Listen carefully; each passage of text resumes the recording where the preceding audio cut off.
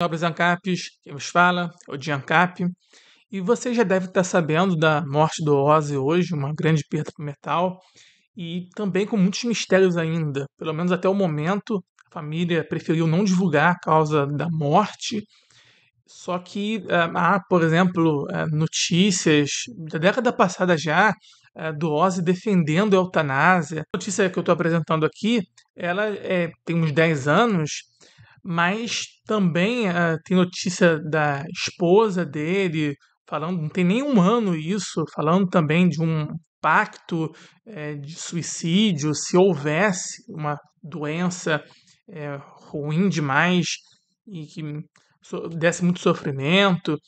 Então, o Ozzy tinha sim uma concepção pró-eutanásia que vai contra, né, a concepção cristã, majoritariamente da sociedade, né? Só que o Ozzy ele tem uma certa ambiguidade, né, em torno da religiosidade dele. Então, por mais que ele, dentro do black metal, ele fosse um cara assim, com uma vibe satanista, algo assim, do tipo anticristã, o Ozzy era muito mais ambíguo em relação a isso. O Ozzy tinha, assim, uma influência cristã também, sabe? Não era algo muito ambíguo.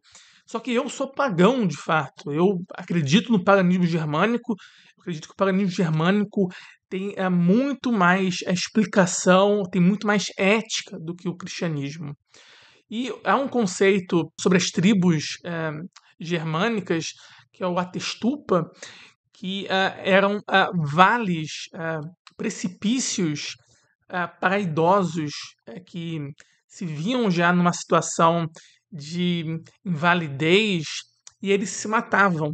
Obviamente, há sim também a visão de Odin, que é um velho, né, sábio. Existe sim dentro do paganismo essa concepção também do velho sábio, mas também é uma concepção de um velho inválido, que está sendo um peso muito grande e que ele se sente mal por ser um inútil, né? Então havia também essa concepção dos vales, né, do precipício do clã. Tem até aqui, vou ter que sumir um pouquinho para mostrar para vocês, que é a página da Wikipédia, que tem aqui ó, o precipício do clã. E era mais assim, algo do tipo de um velho que se via inválido, né? Tem até atestação de filósofo grego, de historiador grego mais especificamente, né? Só que assim, também tem uma vibe em torno disso também que foi usado isso por cristãos para falarem mal do paganismo, né? Porque olha só, como esses pagãos são malvados. Porque o cristianismo tem uma visão muito contrária ao suicídio. É um pecado que realmente não tem perdão. É uma coisa assim bizarra demais, né? Uma vez eu vi o Nando Moura, por exemplo, falar que a certeza sobre Hitler estar no inferno não era sobre a morte que ele ocasionou, mas o próprio suicídio. Ou seja, o suicídio para o cristianismo é até pior do que o genocídio, né? Em termos de inferno, de ir para o inferno, né? Eu acho uma coisa totalmente absurda isso. Eu acho que é uma coisa que não faz nenhum sentido mesmo. Acho que a visão pagã tem um sentido muito maior e tem a ver com o libertarianismo. Tá? O tema aqui eu acho que encaixa assim, paganismo, anarcocapitalismo perfeitamente, porque a noção do anarcocapitalismo de autopropriedade ela é até mesmo mais importante do que a concepção de vida. Porque você falar que você é um defensor da vida pode ser uma vida imposta, né, compulsoriamente. Né? Ou seja, a pessoa está sofrendo demais. O Ozzy vinha sofrendo muito, né, com a doença dele lá. E, assim, é uma doença horrível. E, não, mas pela vida você tem que sofrer, você tem que ser obrigado a sofrer. Calma aí. A autopropriedade pressupõe justamente o quê? Que a pessoa é dona do seu corpo. Então, ela é mais importante do que o conceito de vida em si, que pode até mesmo abarcar autoritarismos. O cristianismo tem um autoritarismo nesse sentido. A gente vê que muitos países têm a proibição da eutanásia, uma nobre exceção é a Suíça, é dos meus antepassados suíços que me dão orgulho, né? Suíça, uma terra mais da liberdade, tem a liberdade de eutanásia. Ah, mas é uma dádiva de Deus. Calma aí, mas se é um presente, você não pode negar o presente, você vai ser torturado eternamente no inferno porque você negou um presente. Isso não faz nenhum sentido. Então, o cristianismo é pernicioso sim nessa questão.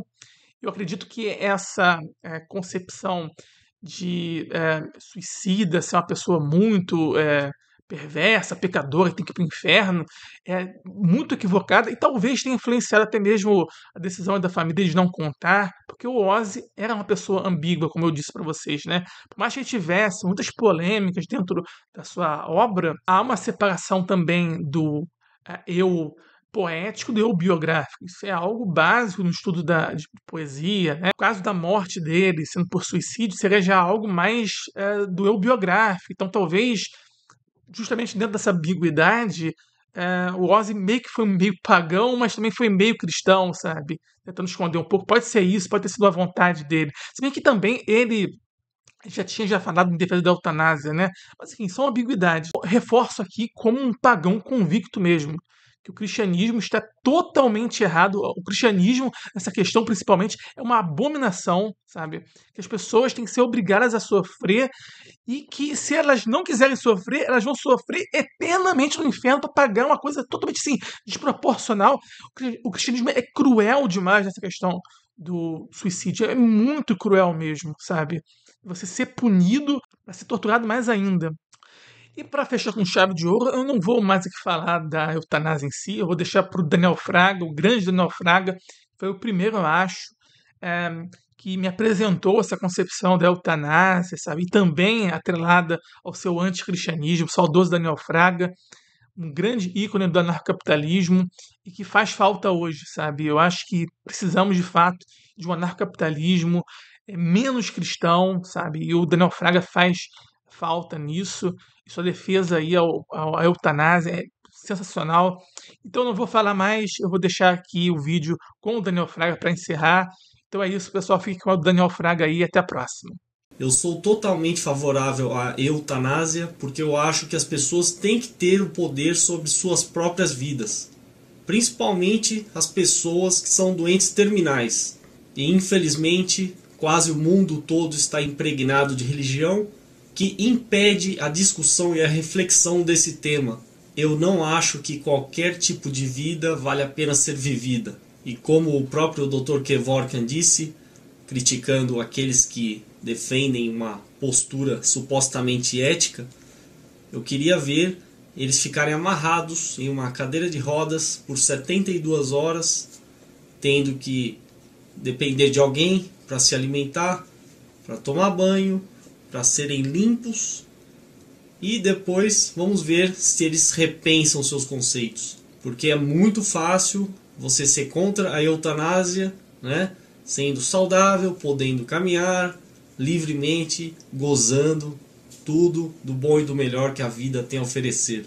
E oportunamente a BBC vai transmitir um documentário que mostra o suicídio assistido de um milionário, né, do setor hoteleiro que tinha um transtorno neuromotor. Ele foi eutanasiado, se é que eu posso falar assim, na Suíça, país que permite esse procedimento. É claro que alguém pode citar, por exemplo, o caso do físico Stephen Hawking, que não mexe praticamente nada e ainda depende de um sintetizador de voz para ser compreendido, mas isso é uma questão de foro íntimo. Se para ele a vida está boa dessa forma, ótimo. O que não pode é o Estado simplesmente impor a ditadura da vida para todos e para todas as situações.